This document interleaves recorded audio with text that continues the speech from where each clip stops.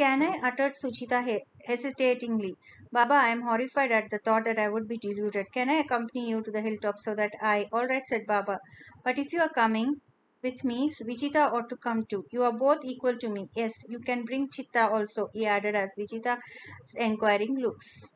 After about 2 hours of a tiring and hopeful journey, they reached the bottom of the topmost cliff, the ancestors' cliff. As Matangs visited it very often, mostly at night, they had carved a loop in its top edge so that they could easily hook a rope, even in pitch dark, and climb it. That evening, however, even as Baba threw one end of the rope up in the air, the part of it that was supposed to stay in his hand slipped away into the darkness. Assuming that one end got hooked successfully at the top, he flailed his hands frantically through the air to search for the supposedly hanging rope. 10 minutes later, as they sat huddled on the ledge, disappointed and half thinking of returning back, Papa noticed the rope dangling right before his eyes. He grabbed it at once, tugged with all his force to check that it was safe, and started climbing up. He noticed that the rope was unusually soft but not slippery. He climbed up fast like a squirrel scurrying up a tree. It was not until he reached the cliff top and gulped a lungful of fresh air that he realized the rope was not hooked in the loop where it imagined it to be. It stretched well beyond the edge onto the surface of the cliff top. Curious to find the end of the rope, he peered into the darkness and saw a figure whom he immediately recognized as the immortal Lord Hanuman. The thing he tugged to climb up the cliff was not a rope, but the tail of Lord Hanuman, who was sitting in the middle of the cliff top, a spear of white light creating a magical halo around his head, his bright smile dissolving darkness around him into a reddish gold glow. Baba couldn't have asked for anything more. He had come to speak to his ancestors and got to meet the Guru of all his ancestors. His jaw dropped and eyes whitened as the heavenly sight of his immortal Guru. A minute later, he couldn't feel his body. All he could feel of himself was a speck of light floating mid-air. Lord Hanuman, however, saw that Baba's body shook feverishly on the spot for a minute, then sprawled onto the ground and started rolling around, circling him like a moth circles a light. One could never predict how a mortal body would behave around the immortal. After several minutes of insane movements, Baba's body prostrated full length and stock still before Lord Hanuman, tears streaming from his eyes. Stand up, Baba. Get onto your feet, said Lord Hanuman, bending down to reach Baba's shoulders. Baba stood up and gathered his bearings for a moment. Suchita, Vichita, and Chitta were also reached and bowed their heads in reverence before Lord Hanuman. In the silence that ensued, Baba thought how the conflict of Suchita Vijita had made him and his fellow Matang forget that they were expecting Lord Hanuman's arrival for several months now. His body was feeling extremely light as though it had just shed a ton of impurities. He was having this enlightenment feeling for the first time since Lord Hanuman left them 41 years ago with the eternal promise of coming back after 4 decades. Welcome back to this land of mortals, Deva, said Baba with the air of host welcoming their guests at the door. I, on behalf of the entire Matang community, express my gratitude. I can't thank you enough for coming too. Well, I thought you came to me and not the other way around, said Lord Hanuman in a booming voice, a broad smile on his serene face. Baba realized that Lord Hanuman had already started his lesson. Yes, technically they had come to Lord Hanuman through the path of austerities performed for the last 41 years, though those who didn't take that path wouldn't be able to see him, even if they stood right before him. Yes, Deva, I have come to you, said Baba, whichever way I think about it. I came here to this cliff to find a solution to Chitta's problems. Chitta is happy, isn't he? Said Lord Hanuman, turning his attention to Vishita, who was clutching Chitta tightly to her. Yes, he's perfectly happy in the arms of his mother. But Deva, Sujita is his real mother, said Baba, feeling slightly relieved that after Lord Hanuman's arrival, he was no longer the topmost man in his community. Well, Baba, we can't determine it for Chitta. He knows best who his mother is. He is just a small child, Deva. How can we leave this decision to him? He could be easily drawn into delusion by black magic, said Baba, trying hard to hide a note of exasperation from his voice. Just a small child, said Hanuman, whipping his tail up in the air. Look at my tail, Baba. For something that brought you up this cliff, doesn't it look very small? Forgive me, Deva, mumbled Baba, realizing his ignorance at once. Chitta is not just a small child; he's a soul which has experienced numerous births before. That makes him as old as anyone else as on this cliff. But what I meant to say was that Baba got distracted by the loud and hysterical giggles of Chitta. Apparently, Chitta's eyes had caught sight of Lord Hanuman's tail, which was expanding and shrinking funnily. Lord Hanuman too allowed himself a soft chuckle. The notes of hysteria and Chitta's giggles soon turned into distinct words. Baba thought his mind had just learned a new language, the language of baby giggles. I was a monk, said Chitta, apparently recounting his previous birth in the language of baby girls. I was wandering in search of God. Where else but in the land of Hindus, India? In my earnest quest to find the supreme truth, I happily lost track of time and space, and once a deadly thirst pulled me to my senses and realized that I was walking barefoot on a deserted country lane that was surrounded by open crop fields on both sides. It was a very hot summer afternoon. The earth I was staggering on way hot enough to cook a meal. My body had lost its every drop of water before it managed to send an alarm signal to my dead mind. My immediate response was to take it as a new level of challenge set against me by Maya and an opportunity for me to show my spiritual strength. For some reason, however, I thought better of it and started looking for water which my body so desperately needed. I looked around. There was no sign of human presence as far as my eyes could see and my hope could show. One option was to go deep inside the fields and look for a water container farmers might have kept for their use. Another option was to search the nearest village along the lane. I went ahead with the latter. My mind argued that if I collapsed, there were better chances of being found by someone on the main lane than in the field. Mercifully, there was a house situated in the uninhabited outskirts of the village I aimed to reach. It was just a hut built with small bricks and thatched with grass and fronted by a small courtyard fully shadowed by a single tree. A child was lying on a charpai under the tree, apparently counting the leaves. Child, can I please get a glass of water? I asked, feeling sorry to have trespassed into his world of imagination. The child immediately leapt to his feet and went inside the hut to fetch water. I followed him up to the door in my desperate hurry to thrust water onto my lips immediately when he brought it. But a scene of horrific misery was waiting there to kill my thirst. I heard weak, pained groans emanating from a corner of that dark, sweltering, musty hovel. As my eyes adjusted to the darkness, I saw a frail, physically drained woman lying with her mouth open. Every part of her body was lifeless except her throat, which grumbled continuously in agony. What happened? I uttered hoarsely, my throat choking out of compassion. The woman tried to lift her eyelids but couldn't manage it. I turned to the boy who stood beside the water pot. Clearing my throat, I posed the same question to him. What happened to your mother, child? He didn't answer and dropped his gaze down to the cup of water he was holding for me. For someone who was dying of thirst a few moments ago, it was quite inexplicable to have found that cup of water an eyesore. My mind had, by sheer nature, chased away thirst and occupied itself with a more painful experience. I knelt down to look into the eyes of the child, but the cup of water back to the pitcher and said, put the cup of water back to the pitcher and said, maybe I can cure your mother. Tell me exactly what happened to her. As the boy responded with a blank look, I asked an easier question, where's your father, child? Since the boy didn't answer, I looked around to get some clues. I saw a poster of Lord Hanuman hanging on the wall overlooking the ailing woman's charpai. The poster appeared to be a bit grimy.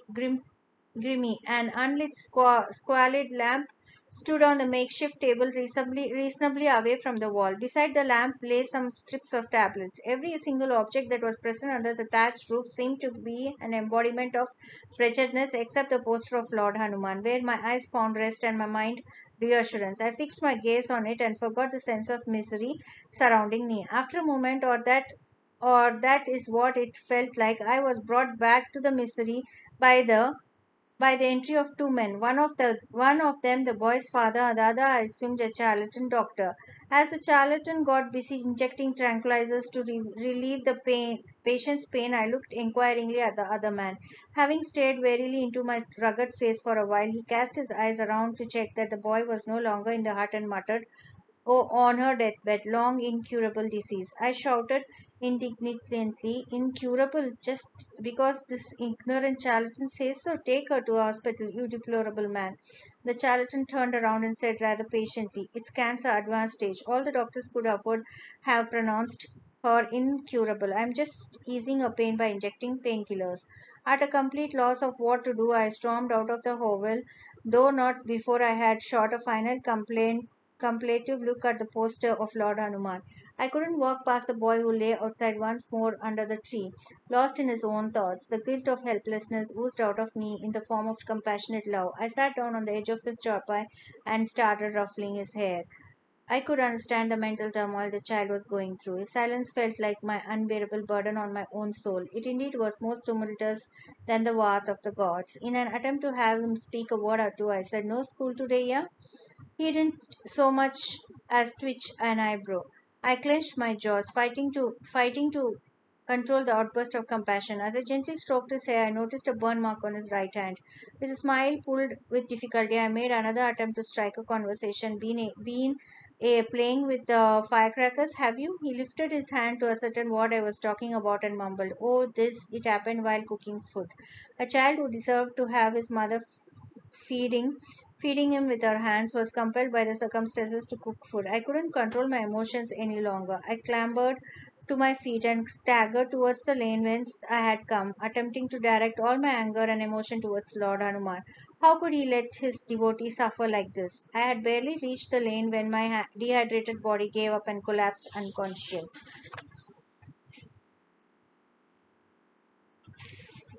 When I came back to my senses, I found myself on the chopper under a tree.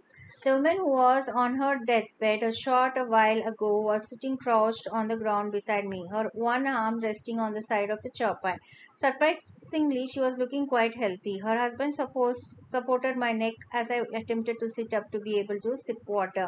Was it a dream? I couldn't keep my suspicion to myself. Turning my head slowly towards the man, I said, Your wife was on her deathbed a few minutes ago. You said it was an incurable disease." He exchanged a look of dreadful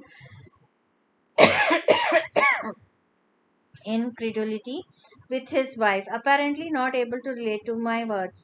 I pressed on. "Yes, I was in your hut a while ago. I asked for water from your son. Then I went inside to find your wife in a horrendous state of misery.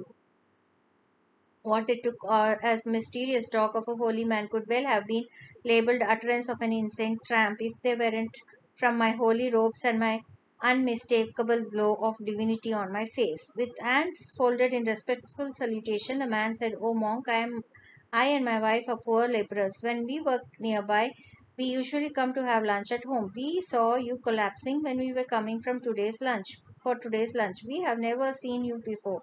How do you know that we have a son?" The woman's motherly instincts registered something airy even as her husband posed the question to me. She immediately called out her son's name loudly. The child came running out of the hut, holding a piece of bread and onion in his hand, chewing hastily on the bite that was still in his mouth. Shockingly, he refused to recognize my face. Something was amiss. It got my mind buzzing in alarm. I sprang to my feet, shot the innocent family a look of suspicion, and uttered hysterically, "I'd come to your house a while ago. I can prove it. Oh, yes, I can. There is a burn mark on your son's hand. He told me he got it when he was cooking food." At this woman, who was crouched and rooted to the spot, clutched her son tightly with both her arms, and her eyes dilated in terror. She said imploringly, "Don't do this to us, please. He is my only son. Why would I let him cook food when I am there? Yes, there is a burn mark, but this is because he touched a hot vessel accidentally. Don't take any away my son, please, I beg of you." The women probably thought that it was I was laying ground to initiate their son into monkhood, and that I would take him with me. In order to disabuse her of this understanding, I hastily added, "No, no, no. I said that to prove that I was here. Furthermore, I have in my mind the full picture of the interior of your hut. I can tell the exact location of each of your possessions. There is a poster of Lord Hanuman on the wall. There is a lamp placed on it." I broke off as the women scrambled up to me, dragging her son along, and fell at my feet, beseechingly pulling down the confused child into doing the same and inspiring her dumbstruck husband to follow the course. It was not unusual for people to fall at my feet, swayed by the enigma of monkhood, that I carried. But this was different. I despised myself for scaring, though unintentionally, a family into submission. I immediately turned around and shuffled my way towards the main lane. The imploring voice of the mother followed me. "Oh, monk, as someone who has seen our past, present, and the future, please don't be wrathful with us. Forgive us if, with a guilt-stricken heart and puzzled mind, I gained the main lane and trudged on towards the village. As the brick houses came into view of the right side, I turned my gaze left, where sat a small pond, obviously soothing to the senses of someone who had collapsed a short while ago due to dehydration. Cows were relaxing in the shallow water, watched over by young boys who were frolicking in the water to beat the heat. I decided to relax under a banyan tree that offered the best view of the pond.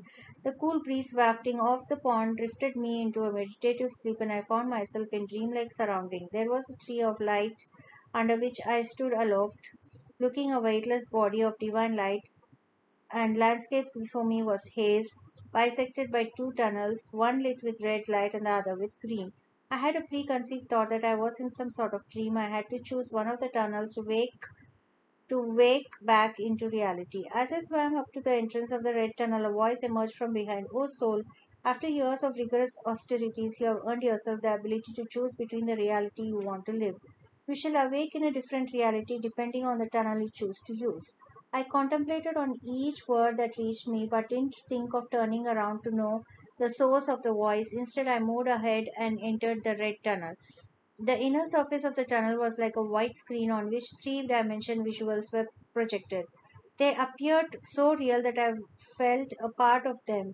I saw a thirsty monk tramping along a country lane. I knew that the monk was no one else but me, although I was delightfully detached from everything that was happening to him. I even had the free will to fast forward and backward along the tunnel to see further to see the future and past life events of the monk. I sped forward and saw the monk entering a hovel to get water. He saw a woman on her deathbed.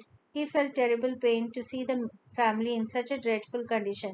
He exchanged the words with the woman's husband, her son, and a charlatan. He returned to the main lane without drinking water. He fainted as he turned onto the main lane. He was attended by a young man passing by who seemed to have no connection with the woman and her family, and given water. He resumed his wandering and reached the bank of the village pond. Lastly, he fell asleep while cursing himself for not being able to help the dying women and the gods for making a poor family suffer so terribly. The same voice echoed from behind. "Oh soul, you may exit through this tunnel if you wish to continue with the reality you just saw. As soon as you do that, you will find yourself under that banyan tree overlooking the pond. Of course, if I may point it out, not so far away from that pond, there is a hovel in which the woman is still on her deathbed. If you don't want to live this reality, you may turn back and choose the green tunnel instead." How could I choose to live in a reality where a poor woman was about to die, and I had to live with that guilt of not being able to help her? I turned back. I could see the same event happening in reverse as I floated back towards the entrance of the tunnel. In the middle of the red tunnel, I paused at the sight of what looked like a gateway to the adjoining green tunnel. "Oh, soul, it's secret gateway to the green tunnel, and you have the free will to choose this gateway."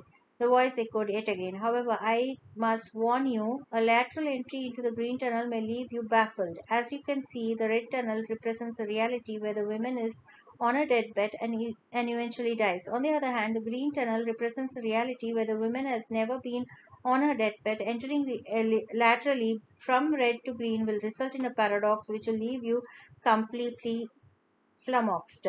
Before heading to the secret getaway, I pored over the visuals cast on that point of the red tunnel. The monk could be seen lying unconscious on the deserted main lane, a short distance away from the hovel where the woman was battling for life. After entering the green tunnel, the first thing I noticed was that the green light was streaked with red light, which was seeping through the secret gateway from the red tunnel. In the green tunnel, I saw visuals of the monk lying unconscious. The woman who was on a deathbed in the red tunnel was completely healthy here.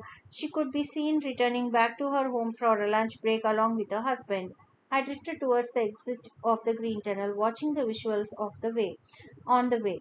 I saw that the monk was brought back to consciousness by a woman and her husband, and he recalled that the woman had been on a deathbed before he fainted, and the woman and her husband told him that they were returning back from work for lunch break and that they couldn't relate to what he was talking about, and he felt the places he left a place in a puzzlement, and lastly he reached the village pond and fell asleep. The voice rang it again. You may exit through this tunnel if you wish to continue with this reality. When you do so, you will wake up under the banyan tree overlooking the village pond. In this reality, woman is healthy, her family is happy, but you are puzzled to the point of insanity because of the paradox arising from your lateral entry from the red to the green tunnel. The woman was on her deathbed before you fainted, but when you came back to your senses, she was not only perfectly healthy but also devoid of her memories or signs of any recent ailment.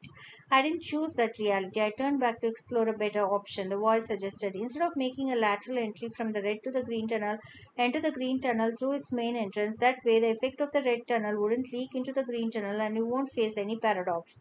I did exactly what the voice suggested. When I entered the green tunnel through this main entrance, I noticed that it was lit in a pure green light without any streak of lead. The visuals projected on the inner surface of the tunnel were significantly different now. The monk came staggering in need of drinking water. Before he could turn towards the hut, he collapsed on the main lane. The woman and her husband, returning to their hut, had lunch had for returning out for lunch break, noticed him and moved him under the tree in their yard where he awoke and drank water, and he thanked the couple for their kind help, resumed his wandering, and lastly he reached the village pond and fell asleep under a banyan tree. When I reached the edge of the tree green tunnel, the voice said, You may exit now if you want to continue with this reality. You will awake under the banyan tree in an ordinary day. No women on a deathbed, no paradox of any kind. Even though this choice seemed best, I didn't choose it. I turned back, crossed the tunnel, came out of its entrance gate.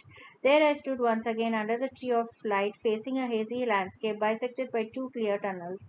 The voice rabbled from behind me. Oh, soul, you need to choose one of the tunnels to wake into reality. Which tunnel do you choose?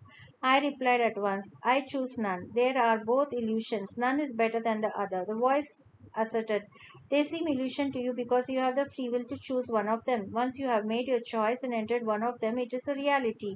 A hard reality where you have to actually live through the pains and pleasures. I said firmly. I seek freedom from pain and pleasure. I seek freedom from cycle of birth and death. In short, I seek moksha. The voice asked me to turn around, and I obliged and learned that it was the voice of Lord Hanuman, who stood there with his hand outstretched. He held my hand, and next thing I knew, I was born in Matan community as Chitta. Chitta's giggles subsided. There was a minute of silence, which allowed Baba, Suchita, Vichita to absorb the story of Chitta's previous birth they had just heard. Lord Hanuman completed the story. That afternoon, the villagers found the dead body of a monk at the bank of the village pond.